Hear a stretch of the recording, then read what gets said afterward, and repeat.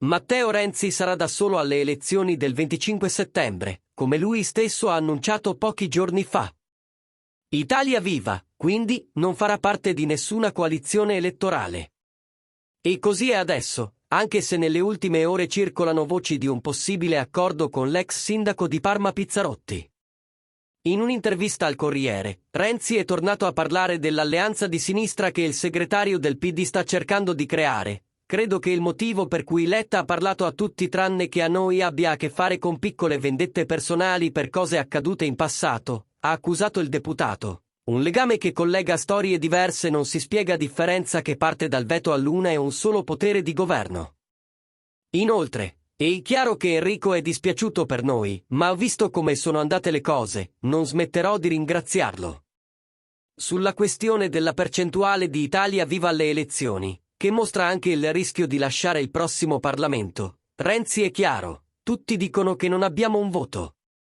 E poi, comunque, ci cercano tutti, ha proseguito, non possiamo stare insieme a Forza Italia non solo per il passato, ma anche per il presente. Draghi è tornato a casa per quello che ha fatto Conte ma anche per la diffidenza di Salvini e Berlusconi. E questo basta per dire che Forza Italia ha commesso un errore clamoroso. Secondo Renzi, certo, nei giorni scorsi c'è stato un contatto con Berlusconi. Poi ha attaccato ancora Enrico Letta, il suo piano porta Meloni a Palazzo Chigi.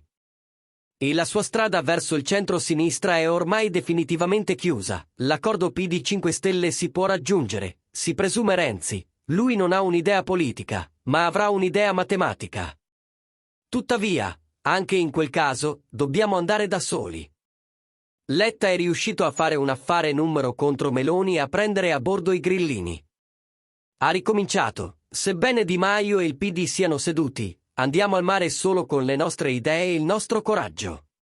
E comunque il 3% non ci basta, cerchiamo almeno il 5%.